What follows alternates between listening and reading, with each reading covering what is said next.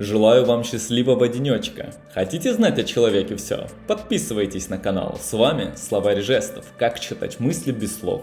Психоанатомический словарь. Нужен для расшифровки дальнейших жестов. Запястье. Решение, продиктованное эмоциями, против решения, основанного на доводах разума.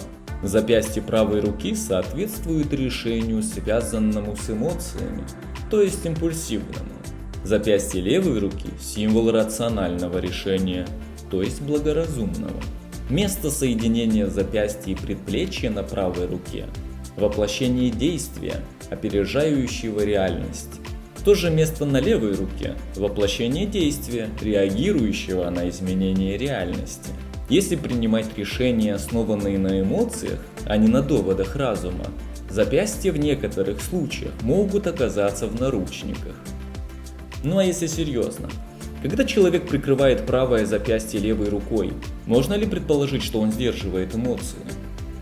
А если правой рукой левое запястье, глушит ли это благоразумие? Или это просто характеристика запястья? Давайте сделаем вывод вместе, в комментариях.